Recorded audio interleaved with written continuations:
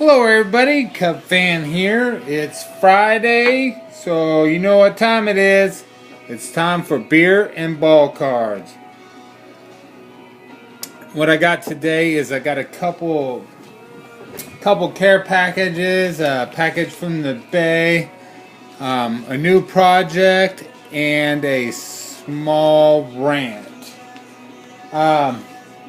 Okay, so we'll start with the first care package. First one I went ahead and opened already. I got this in a couple of days ago and I couldn't wait. So I went ahead and opened it. But it's from Tom DePaulo.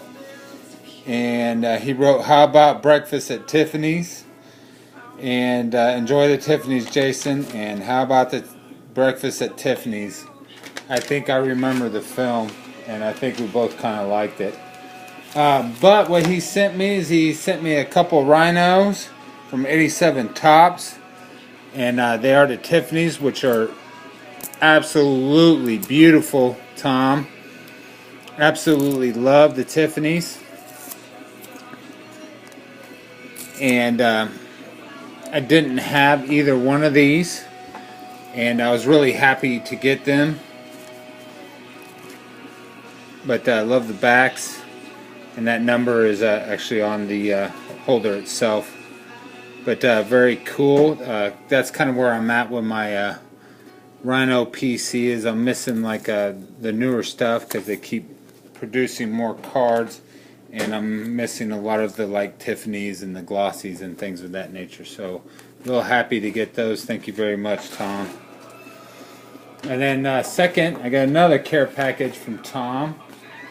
And he's really been blowing up my PC lately, and I think this is going to be a little hard to get into, so give me a second, bear with me as I rip into it appropriately. And there we go. Nice little stack of 75 Tops. He said that he bought a lot and he had some extras that he was going to send to me, so that's greatly appreciated. But enjoy the 75 and other goodies. Best, Tom DePaulo. And let's see, I see the Sano right there on top. And wow, Tom, those are just super sharp. And he said he was going to send me any extra cubs he had, and that's not a cub, but he's a cub through and through, just not in this card. But nice Sano. That is just absolutely gorgeous. That is well centered. Corners are sharp. Wow, Tom, you really didn't have to do this, bud, but I really appreciate it. That is super cool. And then we got the 75 Tops team card. Very neat. And then the 87 Tops reprint action, the Kyle Schwarber. Very nice, love those. And the Top Sporting News, Chris Bryant from, I think that's 17 Heritage. And there's that one as well too. And then there's a 92 Bowman. No, 2017 Bowman. I had it backwards. That's very cool. I didn't have that, Tom. I really appreciate it, bud. There's that. So thank you very much, Tom. I really appreciate it. And I know I say this every time, but if you guys haven't checked him out yet, you really need to. Just a great all-around guy. Loves the Red Sox, and loves 75 Tops. That's kind of his current project right now. But really enjoy his channel, and really enjoy the relationship I've formed with him on YouTube. All made possible by YouTube and the great community that we belong to. So if you haven't checked him out yet, please do yourself a favor and go check him out. But this next care package is from the Bay, and I'll show you. It was the 72 Tops in action Willie Mays. And I do not know why I purchased this. I know how I purchased it, but it was one of those things. I was looking up the 64 Mays again, and it was one of those things that pop up at the bottom. People are always also buying this, and it had a buy it now for $1.99 with I believe it was $3 shipping, so it made it $4.99, and I was like, yeah. So I pulled the trigger, and the truth of the matter is this was last Friday night, and I had one too many of these, and so I made some purchases that really weren't on my radar, but I just couldn't pass it up, and that's the sign of a true baseball card junkie. But just a cool card. Always liked Willie Mays, and you know, vintage Hall of Famers, you never go wrong. And plus, $5, I'm buying Willie Mays all day long. I'm sorry, guys, but yeah, just a really sharp card. And then on for the second part of my video.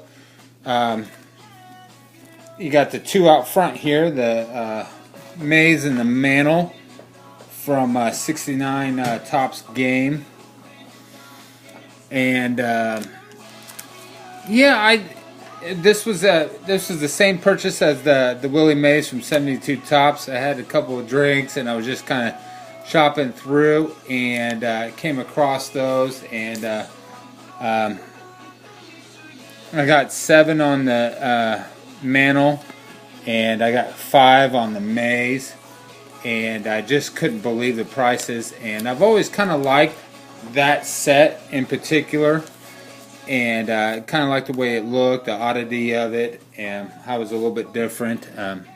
There's no stats or anything like that, just a part of a game that 60 out of 69 Topps. I think 69. I keep saying 69. I'm pretty sure it's 69.